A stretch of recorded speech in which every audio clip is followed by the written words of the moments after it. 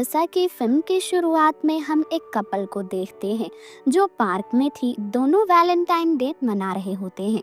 इसी दौरान कोई कैमरा से इनकी फोटो भी ले रहा था, पर वो लड़का उस लड़की को प्रपोज कर देता है और लड़की भी खुश होते हुए उसे शादी के लिए हाँ बोल देती है। तभी उस लड़के को कॉल आती है जो उस कैमरामैन की ही थी। दरअसल इन्होंने उस कैमरामैन को हायर किया था ताकि वो इन पलों की फोटो ले सके। वो कहता है कि फोटो ठीक नहीं आई है, इसीलिए वो सब दोबारा करे। वो लड़का उस पर थोड़ा गुस्सा करता है, लेकिन फिर दोनों दोबारा वो लम्हे बनाने लगते हैं और कैमरामैन ये सब रिकॉर्ड करने लगता है। लेकिन तभी वहाँ एक किलर यानी एक कातिल आ जाता है। वो चाकू को सीधा लेंस में घुसा देता है, जो कैमरामैन की आंख से निकलकर सीधा सर के पीछे से बाहर आता है और मौके पर ही उसकी मौत हो जाती है। जहां उसके पास फिर से फोन आता है और वो लड़के को कॉल करता है। उन्हें लगा कि ये कैमरामैन है, तो लड़के इससे तंग आकर फोन लेकर उससे बात करने लगती है, लेकिन उसे कैमरामैन का ही रिकॉर्डेड मैसेज सुनाई देता है। अब जब लड़की पलटती है तो उसके दोस्त के सर में तीर आकर लगता है और वो भी मारा जाता है।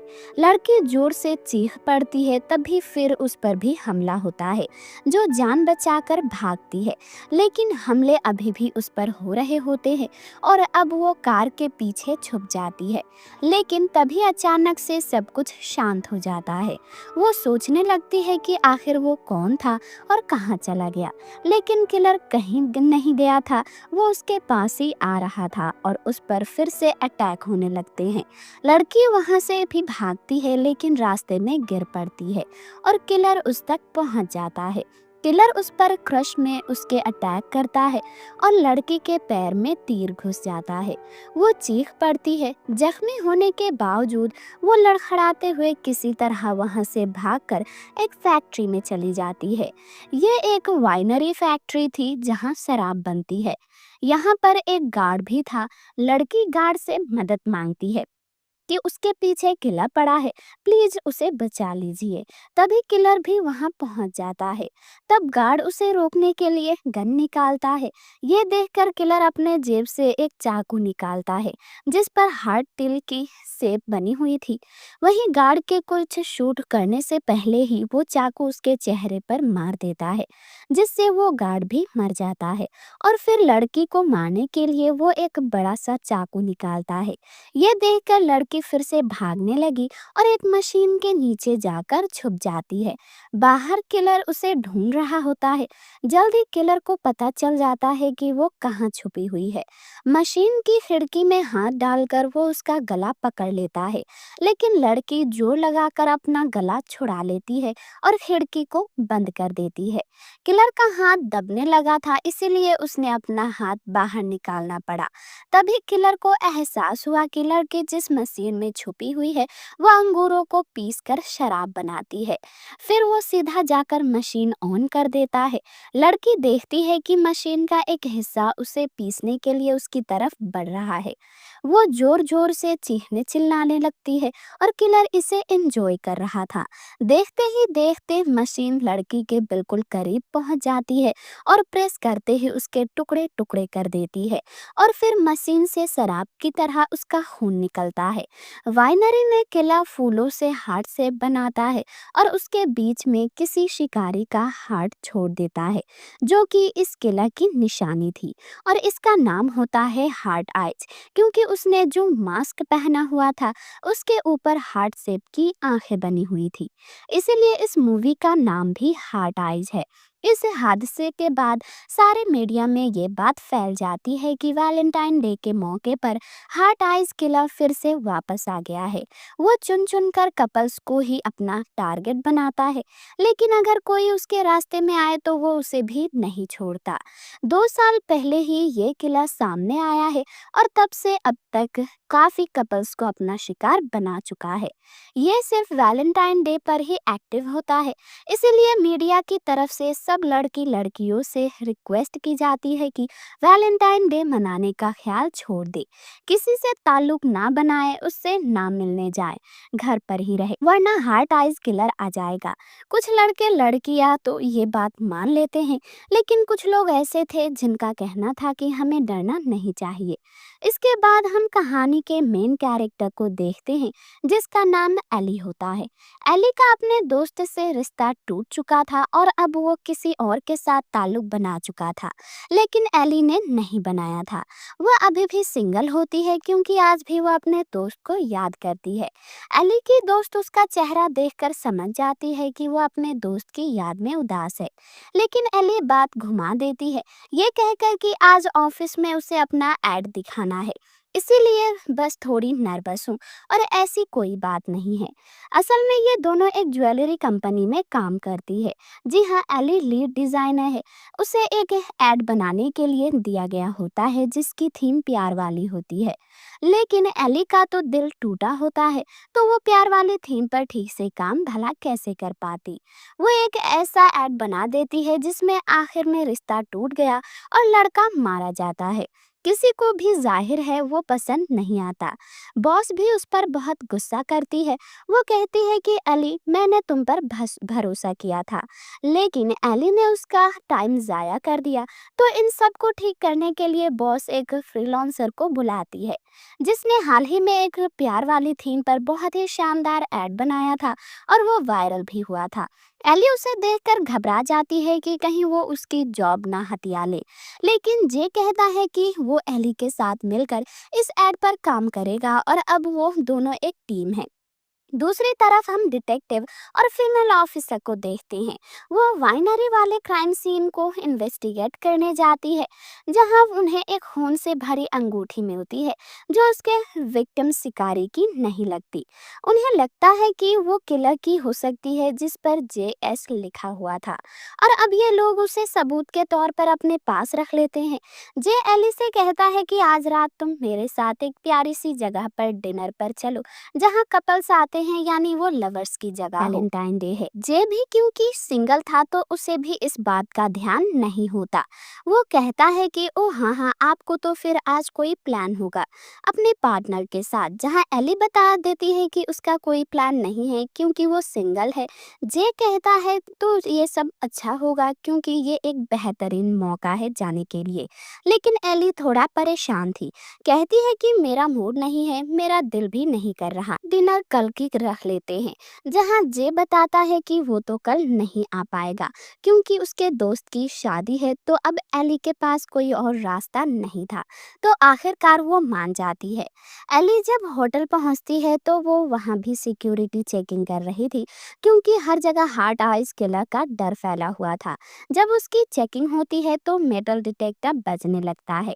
गार्ड जब उसकी तलाशी लेते हैं तो वो एक मेटल स्ट्रॉ निकालता है, स्ट्रॉ जिसे जूस वगैरह पीने के लिए इस्तेमाल किया जाता है। एली बोलती है कि वो क्या है ना, पेपर स्ट्रॉ बिल्कुल पसंद नहीं है, मुझे अजीब लगता है, इसीलिए मैं हमेशा अपने मेटल स्ट्रॉ को साथ रखती हूँ जो बिल्कुल साफ सुथरा होता है।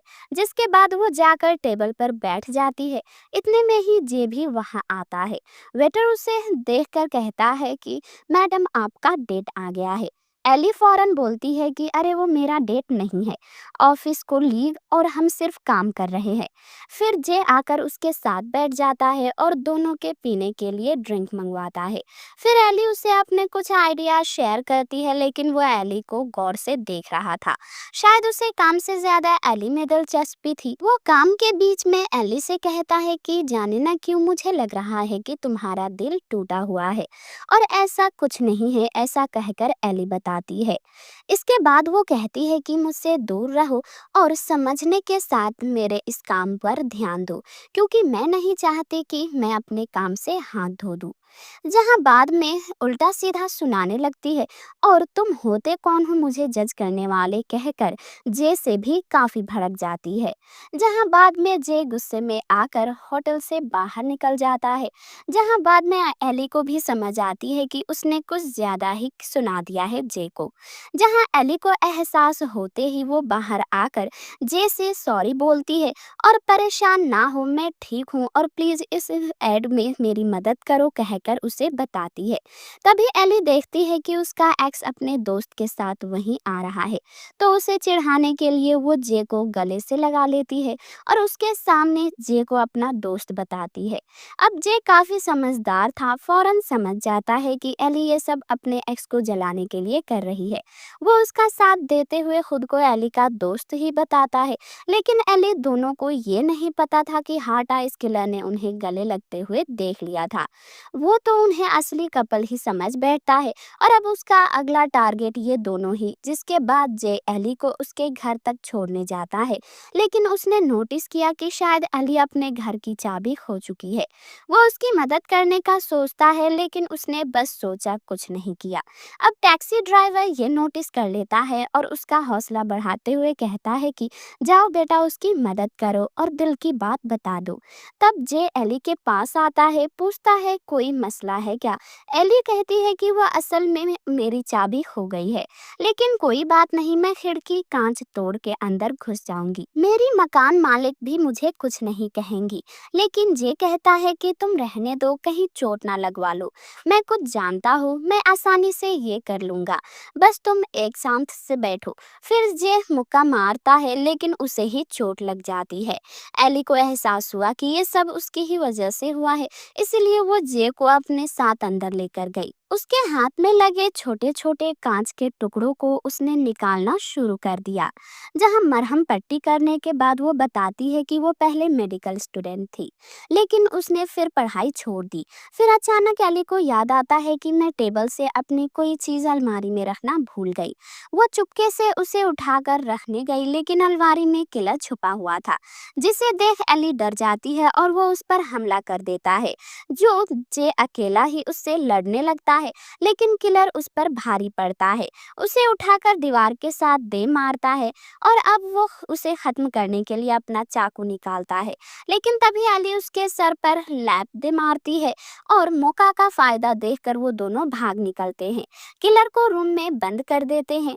वो बाद में सुकून का सांस भी अभी ले ही रहे होते हैं कि तभी किलर चाकू को दरवाजे के अंदर घुसा देता है। अब दोनों घर से भागकर सीधा गली में आ जाते हैं। वो टैक्सी में भागने का सोच ही रहे थे कि तभी किलर टैक्सी ड्राइवर को भी मार देता है और अब इन दोनों को मारने के लिए तलवार निकालने लगता है। एली गुस्से से कहती है कि अरे भाई, तुम्हें कोई गलत फहमी हो गई है, हम लोग कपल्स नहीं हैं, हमें छोड़ दो। पीछे से जे पुलिस को कॉल करने लगा, लेकिन किलर उसे देख लेता है और फौरन उसका फोन उड़ा देता है। अब ये दोनों वहां से भागने लगते हैं, लेकिन देखते हैं कि आगे का रास्ता बंद था और तभी किलर एली को पकड़ लेता है। जे फिर से एली को बचाने गया, लेकिन किलर से मार खाकर बेहोश हो जाता है। जो देख एली भागने लगती है, तो किलर जे को छोड़कर एली के पीछे चला जाता है। एली भागकर बड़े वाले झूले में छुप जाती है। कुछ देर बाद वो किलर देखता है कि एली यहीं पर छुपी हुई है।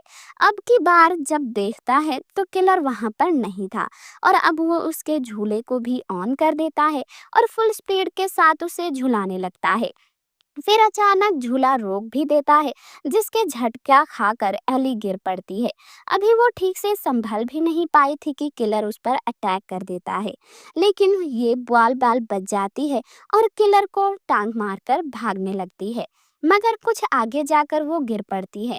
तब किलर उसे मारने आता है, लेकिन पुलिस को वहां आता देख वो उसे छोड़कर भाग जाता है और पुलिस वाले एली को बचा लेते हैं।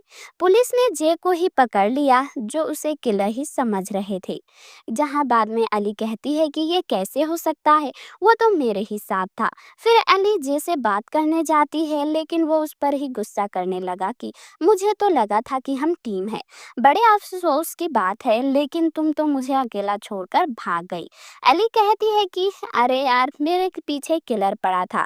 फिर वो ऑफिसर से पूछती है कि आखिर आप ये कैसे कह सकते हैं कि जे ही किलर है, जिस पर वो उसे दिखाते हैं कि हमें जे के पास हथियार और मार्क्स मिला है। एली कहती है जे बेकस किलर नहीं है, किला कोई और है। लेकिन वो लोग उसकी बात नहीं सुनते और जे को ले जाते हैं। पूछताछ के दौरान वो लोग जे को वही जेएस वाली रिंग जो क्राइम सीन से मिली थी उसे दिखाकर पूछते हैं कि जे ये तुम्हारी है ना, क्योंकि तुम्हारा पूरा नाम भी जे साइमन है। इस पर जे साफ मना कर देता है, नहीं ये मेरा नहीं है, मैं तो अभी तक सिंगल हूँ। लेकिन डिटेक्टिव फिर भी इससे सवाल कर रहे थे। उनका कहना था कि किलर ने जहाँ जहाँ खून किए हैं जे की लोकेशंस उन सारी जगहों से मिलती जुलती है। इस पर जे कहता है कि मैं एक फेल आंसर हूँ, काम के लिए इधर उधर जाता रहता हूँ, ये बस एक इत्तेफाक है और मैं बेकसूर हूँ। लेकिन डिटेक्टिव्स उसकी बातों से राजी नहीं हुए। इधर एली भी पुलिस स्टेशन पहुंच गई। वो जे को बेकसूर कहकर छोड़ने का कहती है, लेकिन कोई उसकी बातों में दिलचस्पी नहीं लेता। लेकिन एक लड़का डेविड एली में जरूर दिलचस्पी लेता है। वो उसे कॉफी की ऑफर करते हुए डेट पर जाने का कहता है, लेकिन एनली मना कर देती है कि जी नहीं शुक्रिया, इस चक्कर में मैं अभी मरते मरते बची हूँ। अब डेविड कहता है कोई बात नहीं, हम तो इस बात से खुश हैं कि किलर हार्ट आइज पकड़ा गया। अब फीमेल ऑफिसर बाहर आकर एली से पूछती है, अच्छा ये बताओ, जब तुम लोग सिंगल हो तो फिर किलर तुम्हारे पीछे क्यों पड़ा है? एली उसे वो सब बता देती है कि अपने एक्स को चिढ़ाने के लिए उसने जे को गले लगाया था और शायद किलर ने वो सब देख लिया और उसे लगता है कि हम कपल्स हैं, लेकिन हम नहीं हैं। तभी अचानक से लाइट चली जाती है, लेकिन फीमेल ऑफिसर टॉर्च ऑन करके दूसरे ऑफिसर को मेन पावर लाइन चेक करने भेजती है। एली भी उसके पीछे जाती है, लेकिन किलर पहले से ही वहां पर पहुंच चुका था। उस पुलिस वाले को मार देता है, जो देखकर एली टॉर्च लेने जाती है, लेकिन उससे पहले किलर टॉर्च उठाकर बंद कर देता है और अपने मार्क्स की हार्ट वाली आंखों का नाइट विजन ऑन करके एली को ढूंढने लगता है। लेकिन वो भी कम नहीं थी, वो चालाकी से किलर पर अटैक करके वहां से भाग जाती है। रास्ते में उसे फीमेल ऑफिसर मिलती है। एली बताती है कि किलर उसके पीछे है। तभी किलर भी वहां जाता है और उसे देखकर एली तो भाग गई, लेकिन ऑफिसर अकेली रह जाती है। उधर जे और डिटेक्टिव को गन की आवाज सुनाई देती है, साथ में फीमेल ऑफिसर के चीखने की भी, जिस पर डिटेक्टिव उसे बचाने के लिए जाता है। लेकिन किलर अचानक उसके सामने आकर अटैक कर देता है, उसकी टांगों में चाकू मारकर बीच से ही उसे चीर देता है और डिटेक्टिव की काफी भयानक मौत हो जाती है। फिर किलर जे को मारने आता है। जे तो अचानक भाग नहीं सकता, उसके हाथ में हथकड़ी लगी हुई थी, लेकिन उसके बावजूद वो किलर के वारों से बच रहा होता है। तब खुशकिस्मती से दूसरी तरफ से एली गोलियां चलाते हुए आ जाती है और किलर को वहां से भागना पड़ता है। अब एली जे की हथकड़ी खोलने में मदद करती है और दोनों वहां से भागने लगते हैं। ये लोग एक पार्किंग एरिया में पहुंचते हैं, जो कपल्स की जगह थी, जहां बहुत सारे कपल्स कार में बैठकर मूवी देख रहे थे। किलर भी यहाँ घूम रहा था, देखता है कि यहाँ तो कपल्स का ढेर लगा हुआ है, यानी कि शिकार ही शिकार। बाकी सब लोगों से नहीं डर रहे थे, क्योंकि उन्हें लगता है कि ये कोई मार्क्स फैन है। फिर चलते चलते वो एक आदमी को ऐसे ही काट देता है और कहता है कि ले भाई, हैप्पी वैलेंटाइन डे। जे और एली अभी भी भाग रहे होते हैं, तभी उन्हें एक बड़ी सी वाइट वैन दिखती है, जिसके अंदर आकर दोनों छुप जाते हैं। लेकिन अंदर एक कपल था जो बातें कर रहे होते हैं। जे और एली उन्हें रोकते हैं कि प्लीज आवाज मत करो, किलर आ जाएगा। लेकिन दोनों फुल नशे में थे, उन्हें कुछ समझ नहीं आती। और तभी यहाँ किलर आ जाता है और उन लड़के को पकड़ के उसके मुंह में तलवार घुसा देता है। फिर उसके दोस्त को पकड़कर जबरदस्ती उसका मुंह भी तलवार में घुसा देता है और दोनों की भयानक मौत हो जाती है। और अब शुरू होता है मौत का खेल। किलर एक एक करके सबको मारने लगता है। पूरे एरिया में अफरा तफरी मच जाती है। सब जान बचाकर इधर इधर उधर भागने लगते हैं। दूर खड़े जे और एली ये सब देख रहे होते हैं। एली कहती है बहुत गड़बड़ हो गई है, इस मौत को हम ही यहाँ लेकर आए हैं और अब हमें ही उसे यहाँ से दूर लेकर जाना होगा। और अब दोनों मिलकर हार्ट आइज से निपटने का प्लान बनाते हैं। जे दूर से ही इस उसे इशारा करता है और कहता है कि अगर हिम्मत है तो इधर आ जाओ। तो अब हार्ट आइज बाकी सबको छोड़कर जे के पीछे लग जाता है। जे कहता है कि हम लड़ेंगे कैसे, हमारे पास तो कोई हथियार भी नहीं है। एली अपना मेटल स्ट्रॉ दिखाती है। जे कहता है कि अरे यार ये काम नहीं करेगा, कुछ और सोचना पड़ेगा। तभी दोनों को वह तलवार याद आती है जो आदमी के मुंह में घुसी हुई थी। ये मिलकर उस तलवार को निकालते हैं और इतने में ही किलर भी आ जाता है। जे उसी तलवार से लड़ता है लेकिन किलर उसके हाथ से तलवार छुड़ा देता है और जे को नीचे गिराकर बार बार मारता है। फिर आखिर में वो अपने चाकू से जे की जान लेने ही वाला होता है, लेकिन तभी एली पीछे से आकर भारी सी चीज से किलर पर अटैक कर देती है, जिससे उसका सर फट जाता है और तेजी से खून बहने लगता है। उसका चाकू भी हाथ से छूट गया था, लेकिन फिर भी वो एली को पकड़ लेता है। एली को मुसीबत में देखकर जे किलर का ही चाकू उठाकर उसकी पीठ में घुसाकर आर पार कर देता है, जिससे किलर की वही मौत हो जाती है। दोनों उसका मास्क उतार कर देखने लगते हैं और सोचते हैं कि आखिर ये कौन था और क्यों सबको मार रहा था। खैर इतने में ही पुलिस ऑफिसर्स उनके पास आते हैं और उन्हें किलर को मारने के लिए काफी तारीफें भी करते हैं। जहां किलर को मारने के बाद उन दोनों को शाबाशी देते हुए कहानी यहीं पर खत्म हो जाती है।